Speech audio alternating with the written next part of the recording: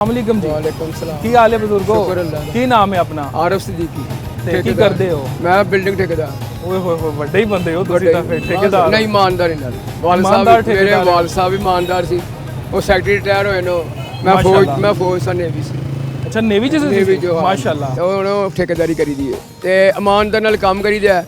ਮੈਂ ਆਪਣੇ ਜਿਹੜੇ ਪਾਕਿਸਤਾਨ ਦੇ ਠੇਕੇਦਾਰ ਨੂੰ ਮੈਂ ਉਹਨਾਂ ਨੂੰ ਰਿਕੁਐਸਟ ਕਰਾਂਗਾ ਕਿ 1-4 ਦਾ ਮਸਾਲਾ ਲਾਇਆ ਕਰੋ। ਗਲੀਆਂ ਦੇ ਵਿੱਚ ਜੋ ਠੇਕਾ ਦਿੰਦਾ ਨਾ ਪੰਜਾਬ ਗਵਰਨਮੈਂਟ ਨੂੰ ਚਾਹੀਦਾ ਇਹ ਮੇਰਾ ਪੈਸਾ ਹੈ, ਇਹ ਮੇਰੀ ਆਵਾਮ ਦਾ ਪੈਸਾ ਹੈ, ਇਸ ਪੈਸੇ ਨੂੰ ਤੁਸੀਂ ਯੂਟਿਲਾਈਜ਼ ਕਰੋ ਇਸ ਤਰੀਕੇ ਨਾਲ ਕਿ ਜਿਵੇਂ ਸਾਡਾ ਪੈਸਾ ਹੈ ਤੇ ਤੁਸੀਂ ਸਾਡੇ ਤੇ ਲਾ ਰਹੇ ਹੋ। ਤੁਸੀਂ ਤੇ 1-4 ਦਾ ਮਸਾਲਾ ਲਾਉਂਦੇ ਨਹੀਂ, 1-8 ਦਾ ਮਸਾਲਾ ਲਾਉਂਦੇ ਹੋ। ਮੈਂ 1.5 ਕਰੋੜ ਦਾ ਘਰ ਬਣਾਇਆ, ਉਹਦੇ 'ਚ ਪਾਣੀ ਵੜ ਜਾਂਦਾ ਤੇ ਗਵਰਨਮੈਂਟ ਨੂੰ ਚਾਹੀਦਾ ਹੈ, ਗਵਰਨਮੈਂਟ ਆਫ ਪੰਜਾਬ ਨੂੰ ਚਾਹੀਦਾ ਕਿ 1-4 ਦਾ ਮਸਾਲਾ ਲਾਓ। ਤੁਹਾਡੀ ਮਿਹਰਬਾਨੀ। ਔਰ ਰੁਪਈਆ ਜਿਹੜਾ 2000 ਉੱਤੇ ਲਾ ਲਓ। ਇੱਕ ਜਿਹਦੇ ਸੀਮਰ ਦੀ ਬੋਰੀ ਇੱਕ ਪੈਂਦੀ ਹੈ ਨਾ ਤਾਂ 2 ਪਾ ਲਓ।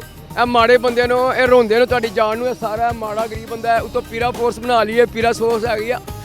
ਪੁਲਿਸ ਦੀ ਪੰਜਾਬ ਪੁਲਿਸ ਦੇ ਬੰਦੇ ਜਿਹੜੇ ਨੇ ਇੱਥੇ ਕਿਤੇ ਨੂੰ ਬੜੇ ਡਾਢੇ ਨੇ, ਠੀਕ ਹੈ ਉਹ ਡਾਢੇ ਨੇ, ਲੇਕਿਨ ਵੇਖੋ ਆਵਾਮ ਹੈ ਇਹ ਪਾਕਿਸਤਾਨ। ਤੁਸੀਂ ਤਾਂ ਆਪ ਅਦਾਰਿਆਂ ਚ ਰਹੇ ਹੋ, ਮੈਂ ਤੁਸੀਂ ਇਦਾਰ ਨਹੀਂ, ਜਿਹੜੀ ਗੱਲ ਸੱਚੀ ਉਹ ਮੈਂ ਕਹਾਂਗਾ। ਤੁਸੀਂ ਆਵਾਮ ਦੇ ਨਾਲ ਹੋ। ਮੈਂ ਆਵਾਮ ਦੇ ਨਾਲ ਹੈ, ਮੈਂ ਆਵਾਮ ਦਾ ਹੀ ਬੰਦਾ ਵਾਂ। ਅਸੀਂ ਆਵਾਮ ਵਾਸਤੇ ਅਸੀਂ ਫੌਜ 'ਚ ਵੀ ਖੜੇ ਸਾਂ, ਸਰਹੱਦ ਤੇ ਵੀ ਖੜੇ ਹੋਣੇ ਸਾਂ ਤੇ ਤੁਹਾਡੇ ਵਾਸਤੇ ਖੜੇ ਹਾਂ ਕਿ ਤੁਸੀਂ ਸੋਵੋ ਤੇ ਅਸੀਂ ਜਾਗੀਏ। ਪਾਕਿਸਤਾਨ ਦੇ ਵਿੱਚ ਨਾ ਕੋਈ ਇਨਸਾਫ ਨਹੀਂ, 100% ਸਾਫ ਨਹੀਂ।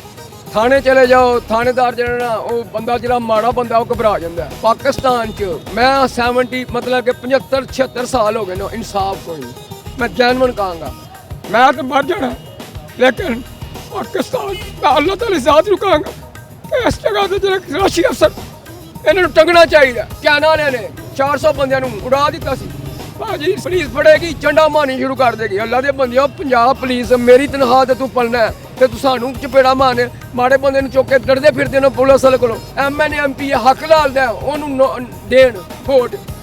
ਅੱਜ ਨਵਾਜ਼ ਸ਼ਰੀਫ ਹੈ, ਕੱਲ ਸ਼ਵਾਜ਼ ਸ਼ਰੀਫ ਹੈ, ਇਹ ਸਾਰੀਆਂ ਮੱਝਾਂ ਦੀਆਂ ਭੈਣਾਂ ਨੂੰ ਪਾ। ਸਾਡੀ ਹਕੂਮਤ ਸਾਡੇ ਕੋਲ ਪੈਸੇ ਲੈ ਕੇ ਸਾਡੇ ਤੇ ਛਿੱਤਰ ਮਾਰਦੇ ਜਾ ਰਹੇ। ਕੋਈ ਵੀ ਕੋਈ ਤਜਾਜ ਹੈ, ਕੋਈ ਗੱਲ ਕਰਦਾ ਉਹਨੂੰ ਚਪੇੜਾ ਚੰਡਾ ਇੰਜ ਨਹੀਂ ਹੋਣਾ ਚਾਹੀਦਾ। ਤੁਹਾਡਾ ਦਰਦ ਵੀ ਠੀਕ ਹੈ, ਲੇਕਿਨ ਕਹਿਣ ਦਾ ਇਹ ਮਕਸਦ ਹੈ ਕਿ ਸਾਡੀ ਆਵਾਮ ਵੀ ਓਡੀ ਹੀ ਜ਼ਾਲਮ ਹੈ। ਅੱਲਾਹ ਤਾਲਾ ਜ਼ਾਤ ਨੇ ਫਰਮਾਇਆ, ਸੁਣੋ, ਅੱਲਾਹ ਤਾਲਾ ਜ਼ਾਤ ਨੇ ਫਰਮਾਇਆ ਕਿ ਜਿਸ ਤਰ੍ਹਾਂ ਦੇ ਆਵਾਮ ਹੋਏਗੀ ਮੈਂ ਉਸ ਤਰ੍ਹਾਂ ਦਾ ਹੁਕਮਰਾਨ ਨਾਜ਼ਰ ਕਰਾਂਗਾ। ਬਿਲਕੁਲ ਜੀ। ਅੱਛਾ